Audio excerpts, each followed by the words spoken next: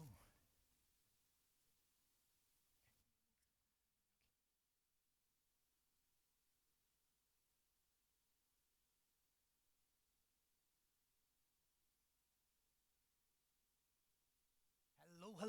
Hello, and welcome to the Edinburgh International Book Festival. Now, just before we begin, a couple of little bits of housekeeping, just so you know. I know it's quite warm today, so if for some reason you do need a wee drink of water, there are 2 water tanks either side of the stage, and there's 4 ushers, 2 towards the back, I feel like an air stewardess, and 2 towards the front. Just tap on the shoulder or ask somebody, and they'll probably be able to go and get you a little glass of water. Second thing is, there may well be a little bit of book signing going on later that you might be interested in. So Cressida will be signing copies of her books next door in the big signing tent. So you know where that is, it's just directly behind where we are at the moment. So without further ado, I think we're just about ready to go.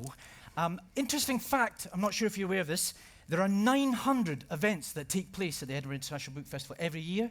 And for my money, this is the best of the lot. So well done you, you bought a ticket for the right place, so that's very good. So we're obviously going to bring to the stage one of Britain's favourite writers, full stop. She is, of course, the writer of the How to Train Your Dragon books. Is anybody a fan here at all? What a surprise, what a surprise. And of course also the Wizard of Once books, which I'm sure some of you have also read. So featuring amazing characters like Tsar and Wish, and the little sprites, and the snow cats, and there's bears, and there's giants. Wonderful world that I'm sure Cressida will be talking about as well. And of course then, finally, there's the one little small matter of the fact that Cressida is, of course, our new Children's Laureate. So I think there's a lot to be excited about. A lot to be excited about. So I like that. That was a good warm-up clap. But I think it's time to introduce her to the stage now. So what we're going to do, start off with a little sprite clap. Just a little sprite clap, little finger clap. That's good. We're going to build it to a snowcat clap. Let me see those paws. And we're going to take it all the way up to a giant's clap. And introduce the stage, Cressida Cowell. Thank you. That was a lovely intro. Thank you.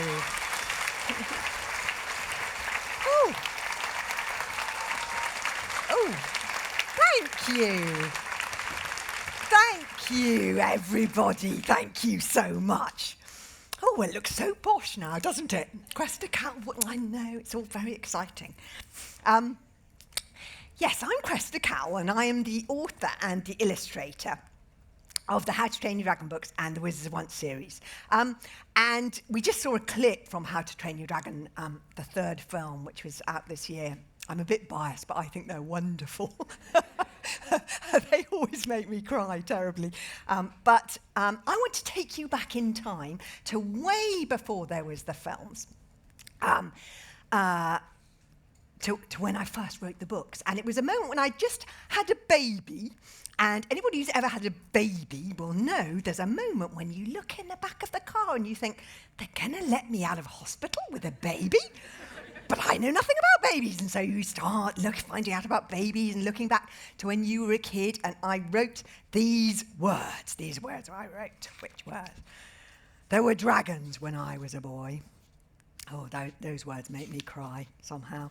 There were dragons when I was a boy. There were great grim sky dragons that nested on the cliff tops like gigantic scary birds. Little brown scuttly dragons that hunted down the mice and rats in well-organised packs. Preposterously huge sea dragons that were 20 times as big as the big blue whale, and who killed for the fun of it. You will have to take my word for it, for the dragons are disappearing so fast they may soon become extinct. Nobody knows what is happening. They're crawling back into the sea from whence they came, leaving not a bone, not a fang in the earth for the men of the future to remember them by.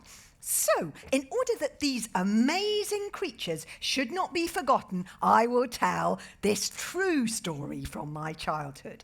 I was not the sort of boy who could train a dragon with a mere lifting of an eyebrow. I was not a natural at the heroism business. I had to work at it. This is the story of becoming a hero the hard way. Okay. And I read you that bit because And this is one of the reasons that the films always make you cry. This sort of is a true story from my childhood. This is a picture of me when I'm about 8, 9, 10 years old. Is there anybody in this room who's about 8, 9, 10 years old? Yeah. And keep your hand up if you like. In this picture, I am writing. In all the pictures of me at that age, I'm either writing or I'm reading or I'm making things up with my friends. Who here loves writing or reading or making things up, or would secretly like to be an illustrator or a film director or a writer or something? Okay, I'm in the right room. Okay. Because I would love to go back in time and tell that kid, that 9-year-old, one day she would be a writer. She would not have believed you, and she'd be a laureate and, books made into film. She would not have believed you, yeah? Because I'll let you into a secret. My handwriting was terrible, okay? And my spelling wasn't very good either, because I tell you this because I don't want a kid who struggles with their handwriting or their spelling or with the mechanics of reading. It's not a race. It's not a race. At the end of the day, it's about your ideas. Being a writer or a film director or an illustrator is all about your ideas, yeah? So don't be put off. And sometimes I go into a school and I see a kid, they're supposed to be doing a writing project, and I see a kid struggling, and they say, I can't write. And I say, you were the kid who I just saw playing in the playground, some incredibly imaginative game with your friend, where you were this and your friend was that. That's writing. That's writing a screenplay, yeah? That's writing a film. Don't let the mechanics of writing, if you're a smart, clever, imaginative kid, and you all look like you are, don't let the mechanics of writing or reading put you off. And I'm writing in rather an amazing place. I grew up in London, in a house without a garden, because my dad's job was in London. But this is where I am here, is in Scotland. The most, I know I'm talking to a captive audience here, the most beautiful place on earth. Yeah! It is, though, the Inner Hebrides. My dad was this thing called, even though his job was in London, his heart was in the wilderness. He was this thing called an environmentalist. He was good friends with David Attenborough, the guy who does Planet Earth and all those things. And he was chairman of this thing called the RSPB, that looks after birds, and then later chairman of Kew Gardens after he retired. So he really cared about plants, and this is the theme that runs through my book so much, so I want to tell you about that. But his idea of a holiday was every year from when I was a baby, we would be dropped off here on, this uninhabited island off the west coast of Scotland in the Inner Hebrides, an island so small that when you stand on the top of it, you can see sea all around you. And there was nothing on the island. There was no houses, no Tesco's, no roads, electricity, no mobile phones back in the 1970s. Absolutely no way of contacting the outside world if something went wrong. Who thinks that would be really cool? Who thinks my parents were crazy? They were absolutely crazy. What were they thinking? They know it. My dad died last year, and we discovered he'd never had GPS on the boat. No way of contacting Open Coast Guard if something went wrong. Yeah? And why was that? He said it would spoil the wilderness experience. A completely different type of human being we're talking about here. My dad is Stoic the Vast, and I am Hiccup, by the way. You could tell. I did all the worrying for the whole of the rest of the family, yeah? Because they weren't worrying. Anyway, it's an incredible experience for a child. You can see how small it is. And look how that little thing that looks a bit like a tooth, that was a house, this house. And that was the house my dad had built on the island when I was about 9. And then we spent for the first, we were camping and, tents in the 1970s were not waterproof, I have to say. But back from when I was 9, we had this house built, and this is us running wild all over that little island, yeah? Because this was the 1970s, and here is the thing about the 1970s. Anybody who grew up in the 1970s will know this. The notion of childcare in the 1970s was to open up the front door, boot out the kids and say, bye children, come back when you're hungry, don't fall off a cliff. Yeah? Who thinks that would be so cool? Me. I know. Nowadays we follow after their children like we're their bodyguards, but back in the 1970s we ran wild. And this little island that we were living on, even though it hadn't been inhabited for a couple of hundred years, real Vikings would have lived on that island once upon a time. And so we used to run all over. I used to imagine what would it be like to be a Viking? Because the Vikings invaded. They came from, some of them came from there and they went that way. But in Scotland, they came from Norway and they came all the way down that west hand side of Scotland. And they came as pirates and they stayed to settle. And so often I was off in the caves looking for dragons because Vikings believed that dragons really existed. And there were all sorts of stories on those islands about dragons because Vikings thought they were real creatures. And one of the stories was about a dragon that had turned into a mountainside. And can anybody see something weird? This is me revisiting that island a year or so ago. And can somebody see something weird about the mountain behind the little house where I spent every summer when I was a little girl? Who can see something? Yes, my darling, what's weird about it, honey? It looks like a dragon. It looks exactly like the back of a sleeping dragon. That's its head, that's its back, yeah? And on stormy nights, I used to lie awake, imagining, what if the sound of the storm was the sound of the dragon, shaking off its rocky incarnation and waking up, yeah? You can see where these stories came from. Because real monsters live in the sea, and I know because we met them. Who knows what? This is something we found in the lobster pot. Who knows what this is? Yes, darling. It's a conger eel, and a conger is a special name which means ruddy massive. Okay. It was a huge eel, and we had to drag it back to the island, and it took, so you can see why peoples of the past believed that dragons existed. You think of Chinese dragons; they look a bit like this, don't they? They look serpentine like that. But how do I make you feel that my dragons, which are imaginary creatures, are real? Yeah. So this is my first tip about writing, because lots of you said you wanted to be writers, or film directors, or people who make things up for a living. My first tip about writing is like telling a really big lie, okay? A real stretch of a lie. The more detail you put into the lie, the more you base it on a tiny grain of truth, the more it comes alive in your reader's head. So shut your eyes for a second. If I say Gobber had a big red beard, can you see the beard in your head? Sort of. But if I say Gobber had a beard like exploding fireworks, or Gobber had a beard like a hedgehog struck by lightning, do you see how you can see the beard more clearly? Because I based it on something true, something you can smell, you can touch, and you can see or you can hear, yeah? The 5 senses.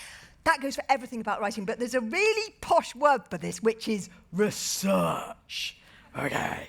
Which sounds so boring, but is in fact so exciting. So I do loads of research into real things to make you think that my imaginary things are true. And some of the research is into feelings. Yeah. So for instance, Stoic is based on my dad, and I looked up to my dad so much. I loved him so much, but I wasn't a bit like him. Yeah. And that was a real feeling that I put into the books and then came into the films. Yeah. So you see how that something true will resonate with somebody. Anyway, so I do loads of research into real creatures to make you feel that my imaginary creatures, the dragons, really exist. Creatures like this. What is this? Put up your hand if you know what this is.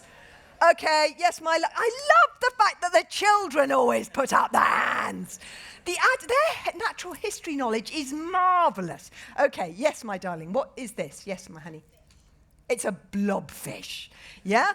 I mean, but isn't it extraordinary that there really is a fish that lives in the ocean that looks like a grumpy old man? But yeah, I take this blobfish and I mix it with this fish that has a transparent head. And it has a transparent head so that they can see the fish swimming above it in the ocean. Isn't nature incredible? My books are a lot about how extraordinary nature is and how we really ought to look after it, yeah? Remember I said my dad was an environmentalist. Anyway, I take these two extraordinary creatures and I mix them together to make this monstrous strangulator dragon, which is see-through so that you can, I'm so sorry, adults, they're much more squeamish than children, you can see its victims being digested as they go through the alimentary canal. So you see how I'm beginning to construct, and I love it when kids send in their own dragons, because I'm hoping to get you guys to read with as much excitement as I read when I was a kid, which is why you have to beg your mums and dads to read to you way beyond the age that you can read for yourselves, yeah? And that's why I get David Tennant, by the way, to read them on tape. If you get a chance to listen to the David Tennant recordings of these books, they are marvellous. Anyway, but I'm also hoping to get you to write with as much excitement as I wrote. And so I love it when you send in your own dragons. And this kid, look how she's bringing the dragons alive by the way she's describing them. She says, winter dragon is the breed name. Their babies look like gronkles and they smell like candy floss. Yeah? You can begin to see those dragons by the way she's describing them. This is Hiccup, and he's having a bit difficulty living up to being like his dad. Stoic the Vast, I declare a blood feud. All the Vikings are like that, or big-boobed Bertha. These bosoms have killed before, and they will kill again. But Hiccup's not like that. He's small, and he's clever, and he's polite, but he does have this. Hiccup gets out of situations using his brain. Yeah, Hiccup is another name for an accident. He's got a different way of looking at things. Hiccup's way of getting out of situations is to be clever. Yeah. And so, for instance, with his dragon, Toothless, I haven't got time to teach you a bit of Dragonese, have I? Maybe I do. I'll quickly teach you a bit of Dragonese, but before, Hiccup is the only person, he can't shout at his dragon because he's too, he's not that kind of person. That's what all the other dragons, Vikings do, but he can speak to his dragon in Dragonese. And before I teach you a bit of Dragonese, you absolutely have to get the adults in the room to put their hands over their ears because there's not a suitable language for adults. And you may have to be quite bossy because in my experience, adults are incredibly disobedient. They don't like being told what to do. Okay, look at anybody with a beard is an adult, sir. Okay, look at that gentleman. I'm so sorry, sir. You're way too big to be a kid. Yeah? Put your hands over your ears. Who's in charge of these adults here? Yeah. Put your hands over your ears. My goodness, I think this is the most disobedient. Have they all got their hands over their ears? No. Look, there's a really big one there. Look, you, sir, I'm so sorry. You're definitely you! Yes, that, oh my goodness. This is the most disobedient audience I've ever, look, lady who looks so sweet with the glasses on. Come on! Hands over your ears! Don't make me come and get you. Yeah, okay, so learning to speak out Dragonese. Here are some common dragon phrases. This still makes me laugh 20 years later. Nea quapper in a dehusus pishu, which is no pooing inside the house, please.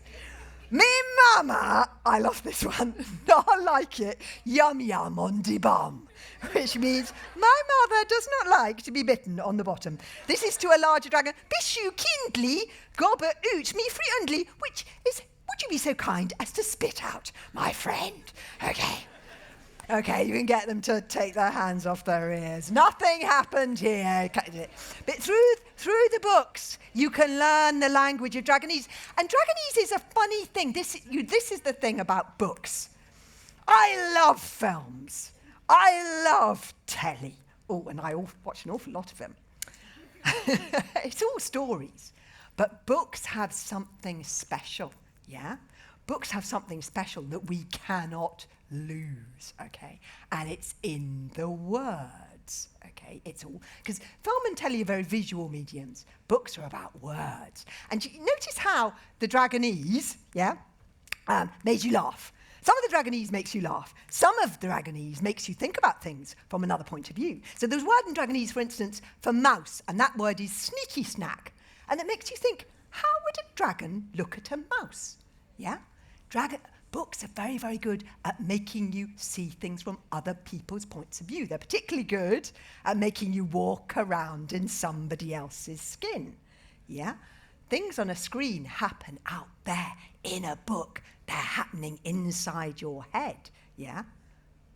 Like walking around in somebody else's skin. That's a quote from Kill a Mockingbird. Anyway, they're also good at intelligence, creating intelligence. The more words you have, because words are power, yeah, the more interesting the thoughts you can have. So there's a word in Dragonese, for instance, for the largest number anybody has ever heard of, and then add 1, yeah? And that's called philosophical thinking, because it gets you thinking, how can there be a large number that anybody's ever heard of if you can still add 1 to it, yeah? Any clever kid at the back, come to me at the end if you think know the answer to that question, yeah? So this is what language can do. Anyway, so they did a very interesting thing, for instance, when they discovered what happened inside people's brains when they were listening to Shakespeare, because Shakespeare uses language in a really interesting way, and they found how very interesting. New pathways were being formed in the brain as people tried to make sense of it, yeah? Creativity.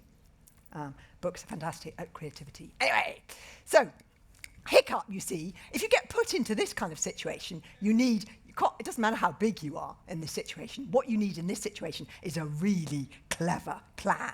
Yeah, I can't remember how Hiccup gets out of it. You know, he's only just a bit bigger if he's Gobby the Belcher's side, but you need a really clever plan. That's what Hiccup is very clever at. And as you go through the books, I put Hiccup in more and more difficult situations until about book 8. Yeah, he releases this huge dragon called the Dragon Purist from this forest in Berserk. And the Dragon Purist looks into the future, and the Dragon Purist sees that in the future, oh no, human beings are going to make dragons extinct, yeah? So the Dragon Purist decides, I know, I'm going to make the human beings extinct before that can happen. Who can sort of see the Dragon Purist's point? Me, yeah.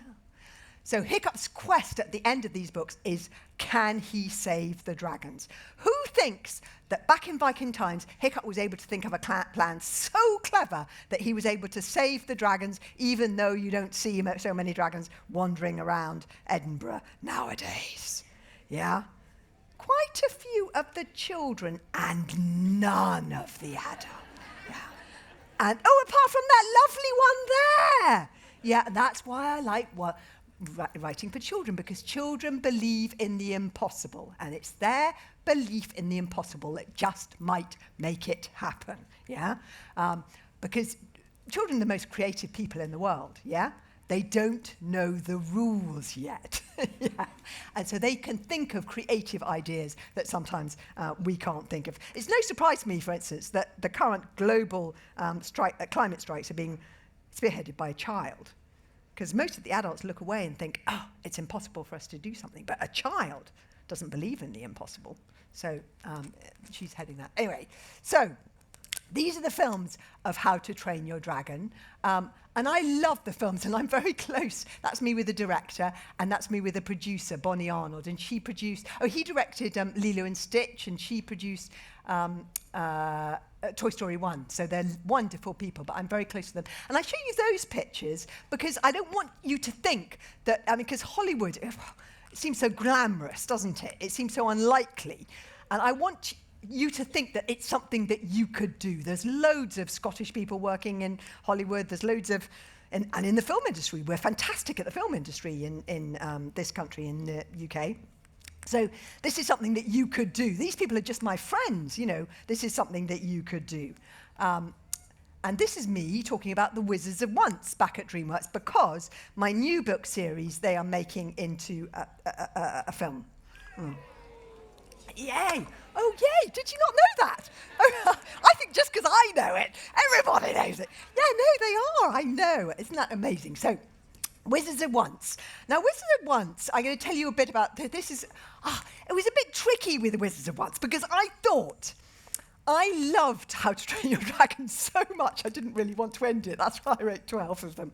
And I got to the end and I thought, how am I going to write something that I care about as much as dragons and Vikings? And so I thought, I know, magic. Okay. When I was a kid, I secretly wanted to have a secret magical power. Who here would secretly like to have a magical power? Yeah. Any adult who doesn't have their hand up is lying. Okay. Okay. Yeah, okay. What's your secret magical power, darling? Yes, you. No, you, darling, in the check shirt. Yeah. What's your secret magical power? Stronger willpower. Stronger willpower. That's a good one. That's quite a grown-up one. I suppose you are a grown-up. Yeah. I mean, flying. I mean, invisibility. But yeah, I applaud your... Okay, yes, my love, what's yours? Yes, you just put your hand down, but okay, tell me later. Or do you want to tell me? Invisibility. It's quite a sneaky one, invisibility, isn't it? Because you could do all sorts of naughty things when people weren't watching. Okay, somebody right at the back, because it's always a pain being right at the back. Yes, darling? Yes, you? Yes? Do shout out. Teleporting. That's a good one where you go, yeah. Okay, so think about your magical powers and maybe write a story about it. Yes, why not? Because it's fantastic. Why do kids want to be magic so much, I wonder? And I think it's because the adults are so bossy. Okay. Put your hand up if you have a bossy adult in your life. Okay. Put your hand up if you have a bossy adult. Oh, yes, I thought so. Disobedient and also bossy. Okay, yes, my darling. Yes, who's your bossy adult, darling? Yes, you, my sweetie, yes, you can point to your bossy adult. I'm asking you. It's all my fault. Which is, she's the bossiest! I thought it would be him! I thought it would be him, no! She's the bossy, now you see, you don't mean to be bossy, do you, darling? No, she doesn't want to be bossy. She doesn't want to be bossy. It's just that she thinks if she isn't bossy, she'll never go to bed. The little girl will never go to bed, doesn't she? She thinks she'll never learn to read and write. She'll eat nothing but sweets forever. That's what you think, isn't it, darling? Yeah? Because I am a book writer, you see, and I have the magical power of being able to see inside that lovely lady's head. And she's got lovely, kind eyes. Yeah, ladies and gentlemen. But when I was a little girl, I secretly wanted to have a magical power. And even though I knew the lovely lady was lovely and kind, I secretly wanted to be able to, some magic to come shooting out of my finger. Can you feel your chair wobbling, lovely adult? Yes, just a smidgen, and then I would put my hand up in the air, and then it would just go, and I wouldn't hurt her because she's lovely. I'd just give her a bit of a shock, yeah.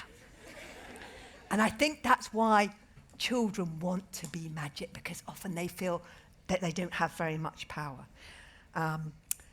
Anyway, so I thought, right, I will write about magic myself. And I started with a map. Hang on, have I got... Yeah, this is the map that I drew of the Wizards of Once. I'll read you the beginning. It started, when once there was magic. It was a long, long time ago in a British Isles, so old it did not know it was the British Isles yet, and the magic lived in the dark forests. Perhaps you feel that you know what a dark forest looks like. Well, I can tell you right now that you don't. These were forests darker than you would believe possible, darker than ink spots, darker than midnight, darker than space itself, and as twisted and as tangled as a witch's heart. They were what is now known as wild woods, and they stretched as far in every direction as you can possibly imagine, only stopping when they reached the sea. This is a world that is split in two.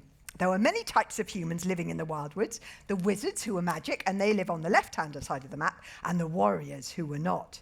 The wizards had lived in the wildwoods for as long as anyone could remember, and they intended to live there forever, along with all the other magic things, until the warriors came. The warriors invaded from across the seas, and though they had no magic, they brought a new weapon that they called iron. And iron was the only thing that magic would not work on. Okay, so... that's very important. So the warriors are trying to get rid of all the wizards, and the wizards are fighting back. And this is a story of a young boy wizard and a young girl warrior who've been taught since birth to hate each other like poison.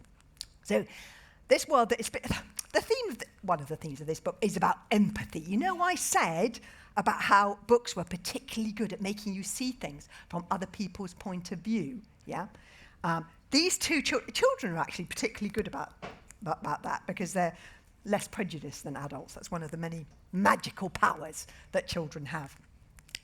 So these two children have been brought up from two different tribes that they've been taught to hate each other, and it's about what happens when they meet and whether they can work together to fight a common enemy. And the boy Tsar, this is Tsar, they both have problems, opposite problems. The boy Tsar is from a wizard tribe, but he has no magic and he would do anything to get it. So Tsar, I love Tsar. He's not at all like Hiccup. He's the kind of kid who acts first and thinks later. Yeah, he means so well, but yeah. And he's about 13 at the beginning of this book, and he hasn't got any magic. And he's one of those people who just gets into trouble, yeah. Because instead of thinking, well, I haven't got any magic yet, I'll just wait for it to come in, he decides at the beginning, who thinks this is a good idea, to set a trap to catch a witch and take its magic and use it for himself. Who thinks that's a good idea? Darling, you're way too big to think that's a good idea. It's a terrible idea. Yeah, well, you'll find out why when he meets the witches, who are really scary. I'm so sorry.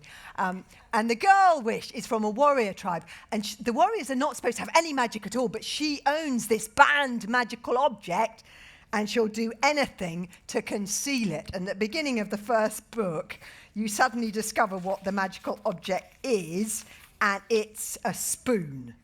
She's got this enchanted spoon that is magic. Anyway, it's about what happens when they find the feather of a witch and Tsar, and you'll see why it's a really bad idea to set a trap to catch a witch. And these are I do all the illustrations, by the way, and I'm really pleased because I think I'm getting better. And these are the snow cats. These are all of Tsar's animals. And he has got this talking raven called Caliburn. And this is his giant called Crusher, his huge giant. And he has all these sprites, because I would just love to have a sprite. Who here would like to own their own sprite?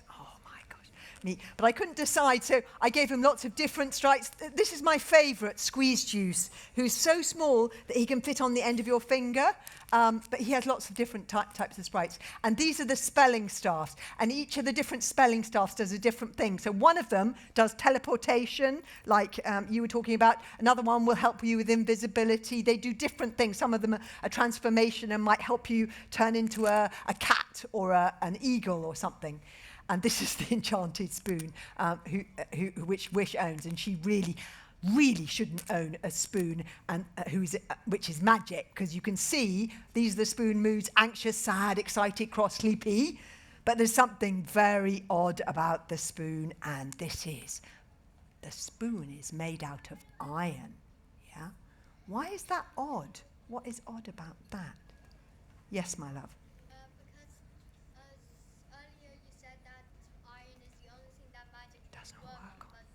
Something. It is magic, and it is made from iron. I know. So something very odd is going on. Who might be very keen on getting hold of magic that works on iron because it will make them all powerful? The witches. Or you. Yeah. So I didn't want to make you think you had to grow up on an uninhabited island off the west coast of Scotland to think of ideas for stories, yeah? Stories are all around us. You know, we have stories. And so this was inspired by, in fact, near my grandmother's house in Sussex. That's me on the right there, at age about 6. I used to think that, hang on. Oops, I'm going the wrong way. Oh, my goodness, what am I doing? Oh, yes, hang on, don't worry. Don't worry. It's all under control. Yes, I used to think that the fairies had made those weird bumps because nobody knew what had made them. And there were also these huge Iron Age hill forts in that landscape. And they were so enormous, look at that thing, that people used to think that they must have been built by giants. And you can see this was built about 3,000 years ago. And you can see how, you know how I said writing was like telling a really big lie, how I take how that hill fort really looks and how I put it into, this is where Wish lives, in the Iron Warrior forts. But you can see why people thought that giants really existed, because they thought this thing, who could have built that? It couldn't have been human beings. and then I drew a map. I often draw a map. A map is a fantastic story starter. I often draw a map, and I go into schools and say, why don't you draw a map of your imaginary place and then write a story about it? It's a fantastic way to start a story. And you can see how, somebody like Robert Louis Stevenson, this guy who wrote Treasure Island, he said before he'd even thought of the story, he drew this actual map. And as he drew the map, the pirates came creeping out of the map at him, Long John Silver, his cutlass between his teeth. So drawing the map actually gave him the idea for the story. So draw a map of your imaginary place and look how, as this kid is drawing this map, see how it's giving him ideas for stories. So he's written on the map, Rodent Town. And you're immediately thinking, who lives in Rodent Town? Is it giant human beings that look like rodents? Or is it a tiny little town for mice and rats? So you see how drawing a map, and then he's written Dead Man's Cell, and you're thinking, who lives in Dead Man's Cell? Dead men are kind of quiet. Why would they lead a cell? So you start thinking, maybe they're going to rise up. And you see how drawing the map gives him ideas for story. Draw a map of your imaginary place and then write a story about it. And these are the forests near where my grandmother grew up. And some of these trees have been growing for over 2,000 years. Isn't that amazing? And look at that one's growing feet. You can see how Tolkien, where the idea for the Ents came from. That one's got sort of like a face. Look at these trees. They're incredible. And my wizards live down in the tree roots. You see how research gives you ideas for stories. This is the trailer for The Wizards of One, I hope. Yes. I think it is. But it's not really working. It's lovely music, though. I don't know why. Hang on. Now we've got a double thing going on. And what happens if I do it 3 times? Wait a second, let me try and do that one more time. No, sorry, doesn't want to go. Ah!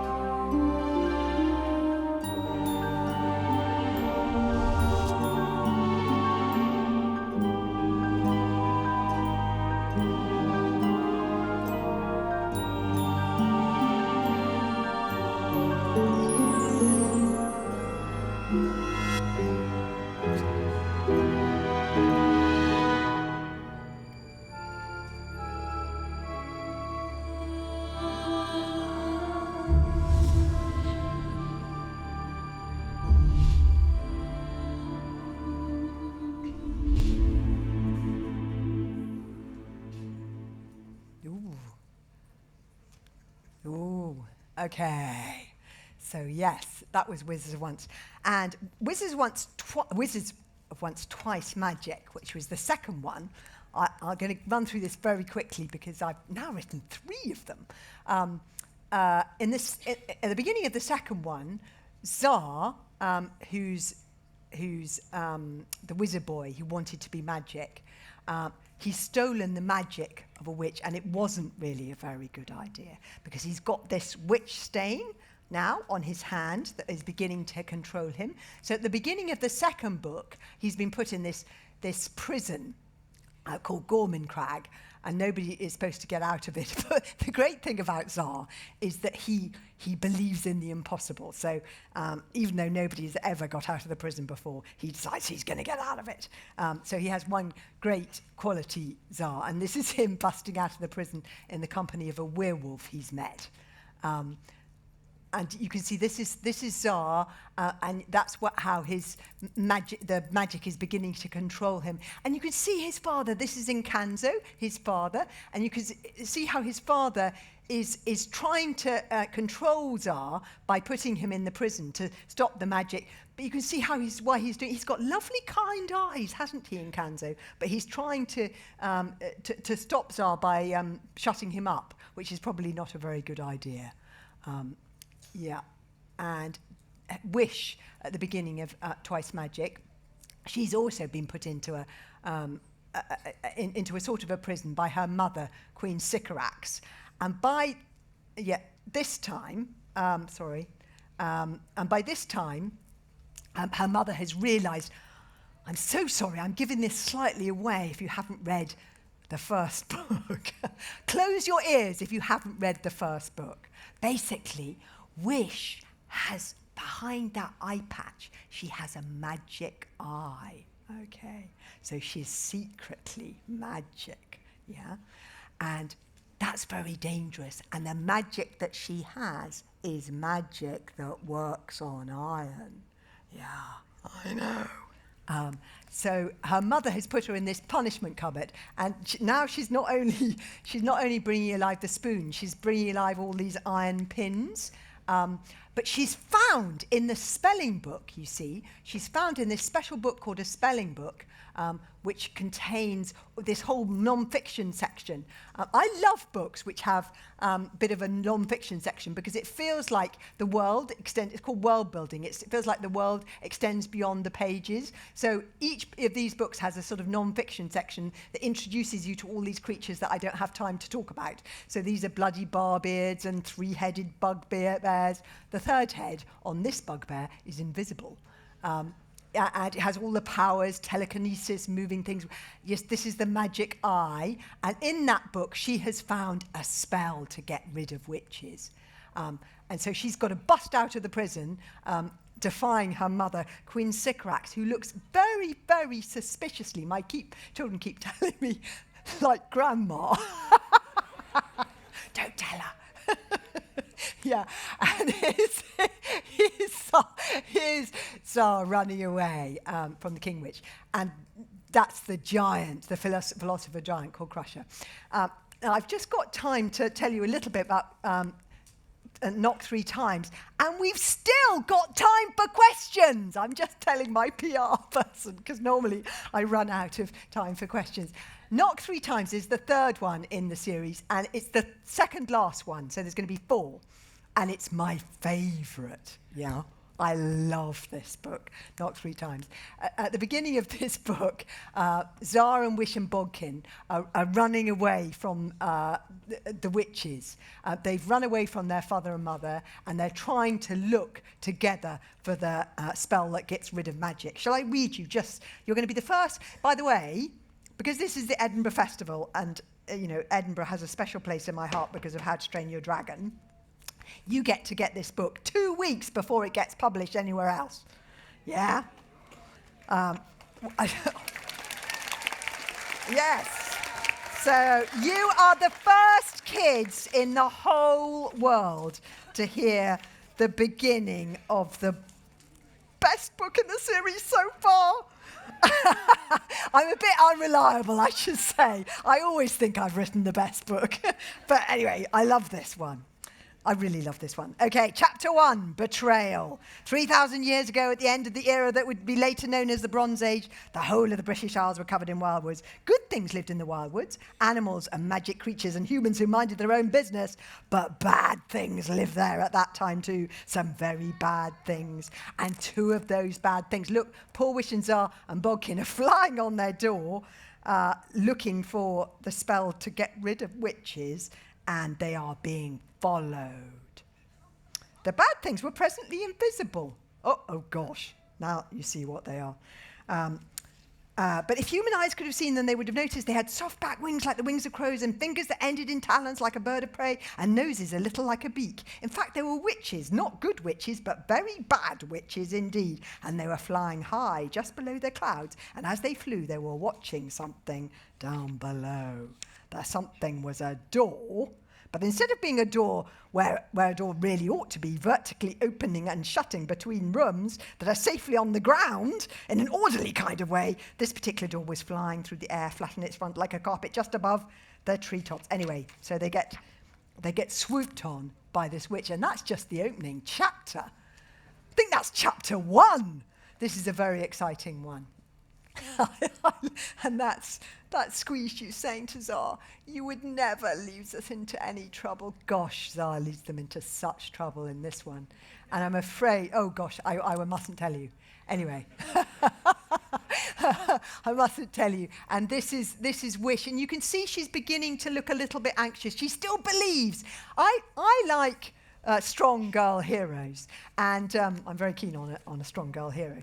And Wish is a very strong girl hero, because she has to stand up against her mother and her whole world that doesn't believe in magic and the power of magic. But she's beginning to get a little bit anxious at the beginning of this book, as you can see. And her fork and key are very anxious too. And that is Squeeze Juice, who's going to get into terrible trouble. And I won't tell you what that is. Anyway, okay, so just before we ask questions, I did become the Waterston Children's Laureate earlier this year. Yes, which was so cool, I know, which was really, really lovely. And I wanted to, talk a little bit about my new charter that I did, which has got 10 points on it, all of which I think are very important. So I'm just going to read it very quickly. 1, read for the joy of it. 2, access new books in schools, librarians and bookshops. 3, have advice from a trained librarian or bookseller. 4, every child has the right to own their own book. 5, see themselves reflected in a book. 6, be read aloud to. 7, have some choice in what they read. 8, be creative for at least 15 minutes a week. 9, see an author event at least once. And 10, have a planet to read on. Yeah, that's one of the most important. That's the most important one of all, it has to be said. But I want to talk to you a little bit about number 8 on that, because these are all things that I'm going to be trying to do. Libraries is a particularly big one, because lots of people think every primary school does have a library, but it doesn't, and it's not statutory to have a library in this country in a primary school, and I think that has to change. Yeah, even though it's impossible. Yes, who's with me? Yes. Yeah, yes. So, yeah. But the other one is be creative for at least 15 minutes a week. I think this is incredibly important. Who would like 15 minutes? This is Free Writing Friday. This is my new campaign. Wish, who's the hero of Wizards of Once, she says at the end of Wizards of Once, Caliban says to her, he gives her one of his feathers, and he says, with this feather, I want you to go away and write your own story, yeah? And the very important thing is that Wish is dyslexic, but she is the writer in the story, yeah? And so she goes away and writes. Who would like 15 minutes every Friday where they could have a special book at their school where they could write whatever they wanted and the teacher couldn't mark it, yeah? No rules, no marking, just fun. Yes, you could write whatever you want. Teachers, it's a winner for you too, no marking, yeah? Because this is the way that ideas begin. Yeah, this is where you learn to do things joyfully. And I wanted to show you my free writing Friday. This is my free writing Friday from when I was 9, yeah? Notice, yeah, I said I wasn't very good at spelling. I can't even spell my own name. I've spelled it Cressida. My name is Cressida. But I'm drawing sprites. I'm drawing, and in other books I was drawing dragons. I'm drawing the kind of things that then they made into books and then they made into movies, and it all started there.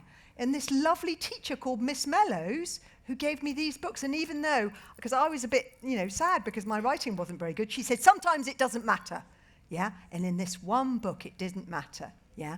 So I'm very keen, and then I still keep these kind of books. That's what Wizards of Once came out of. So find a book and try and write in it and put down your ideas, because who knows what's going to happen, yeah, if you do that, yeah.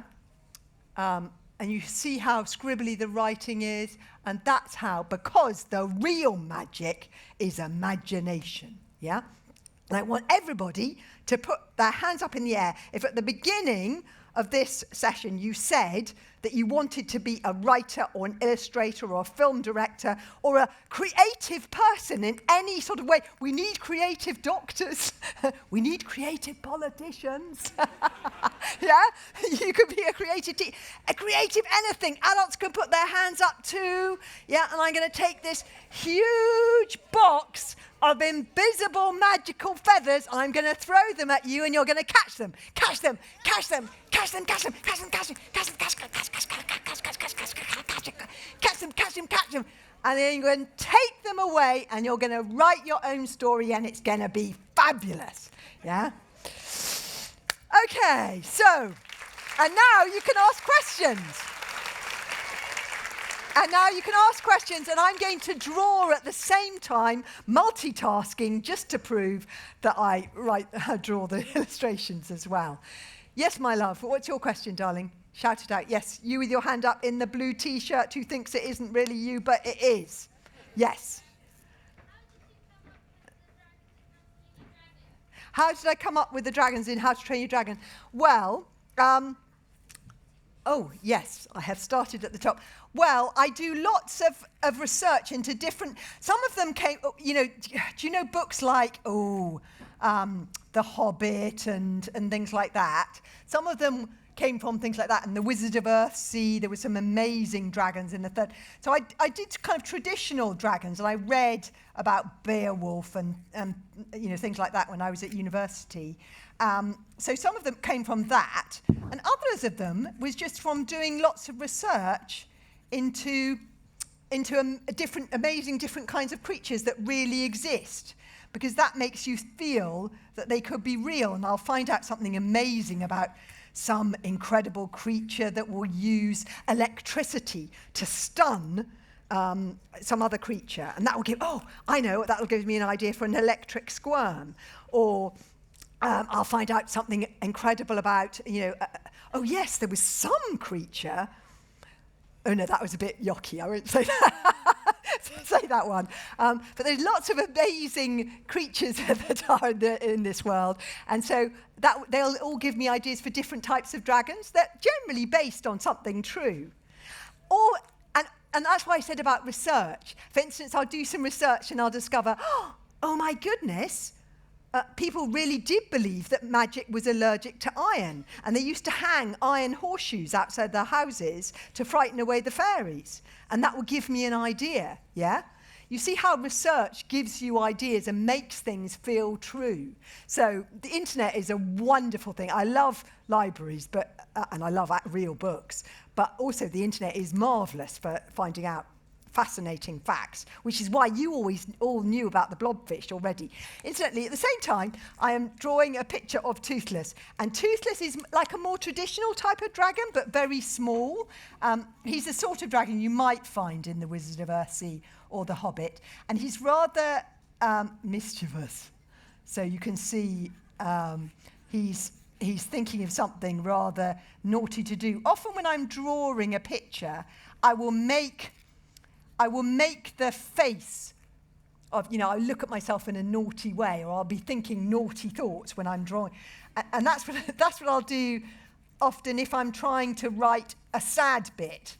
I will go out and really try and make myself cry. Yeah? Or if I'm making a funny bit, I'll try and make myself laugh out loud quietly in the shed where I write all my books. And my husband says it's very conceited to laugh so loudly at your own jokes. But the thing is, if you can't make yourself laugh, how can you make anybody else laugh? If you can't make yourself cry, and sometimes, the reason why the books is sometimes a bit scary is that I try and make myself frightened. So the Witch Excalibur is really quite scary in the How to Train Your Dragon book. Anyway, so it's all about emotion. You have to be very open to emotion as well.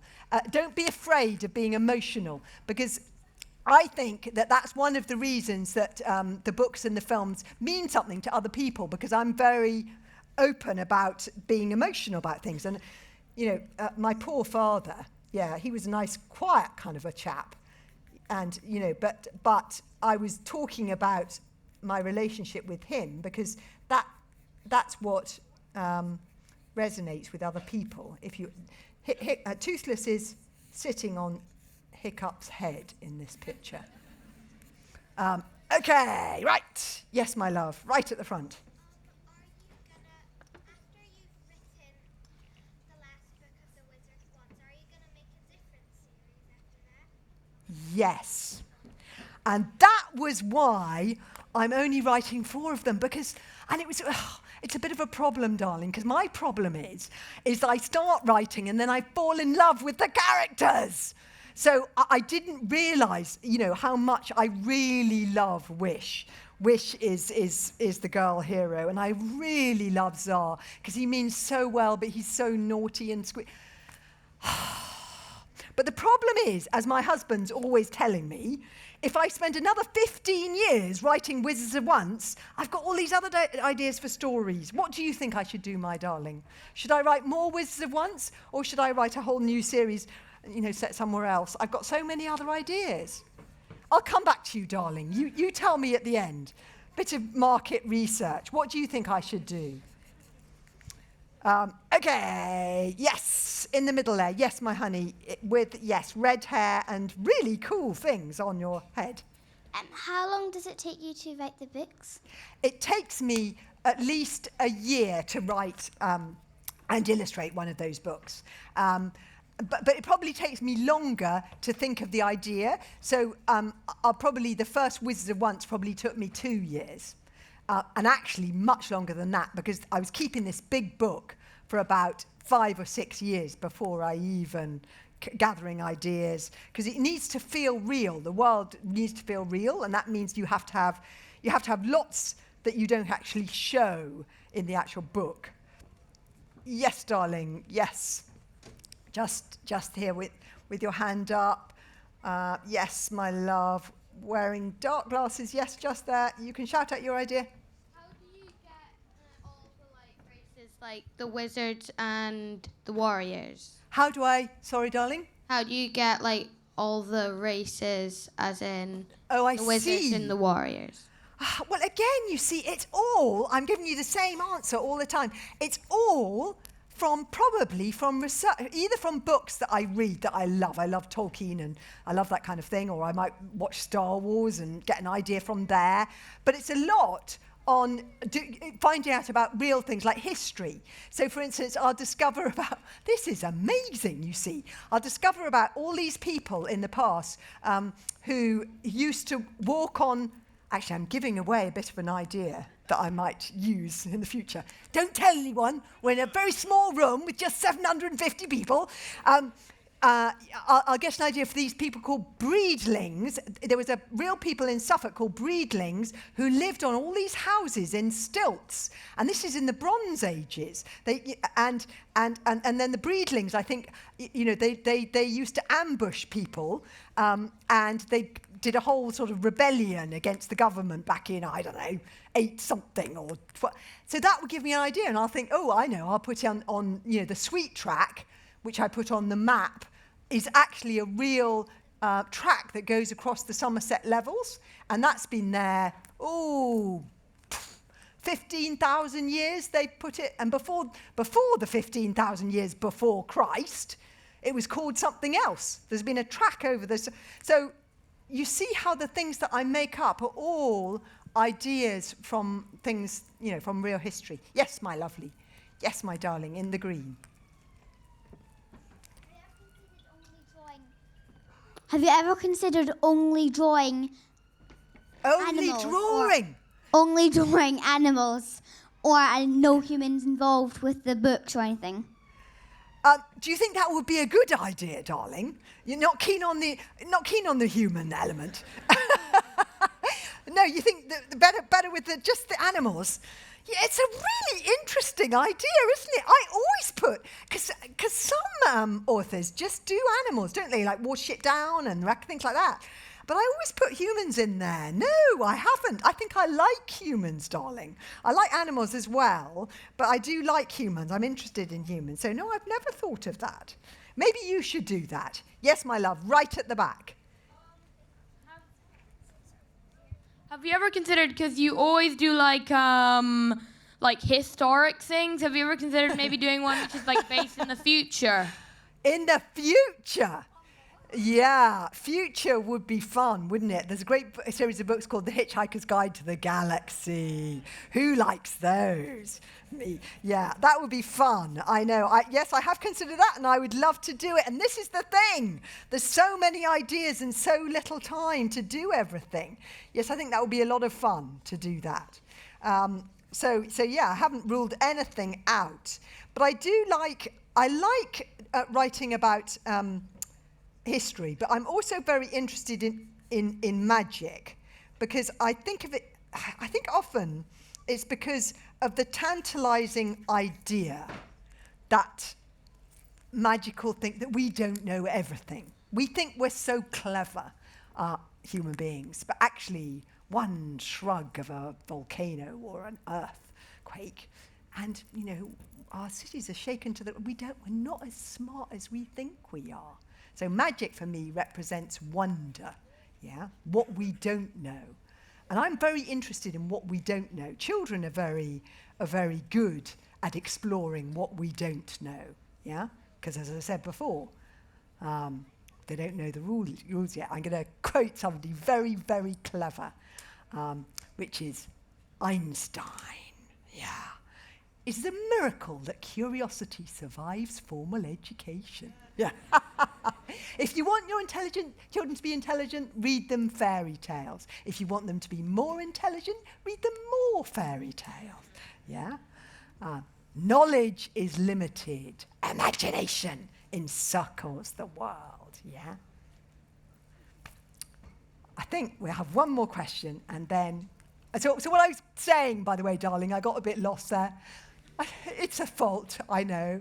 What I was saying is, whatever I write about, there will always be magic in it in some form, because I'm very interested in magic, which represents creativity to me. Creativity, imagination. Yes, my lovely. Do you prefer How to Train Your Dragon or The Wizard of Oz? That's a very difficult question to answer, my darling, because they're both like my children. So it's like choosing between who is your favourite child, and grown-ups, we should never do that, should we? Never, ever, ever. So I like them exactly the same. I love them exactly the same. Yeah. Thank you so much, everybody. You've been such a lovely audience. Thank you. By the way, if the queue is a bit long, go and have a cup of coffee and come back again. Yeah? And oh, did you have your hand up, darling? Oh.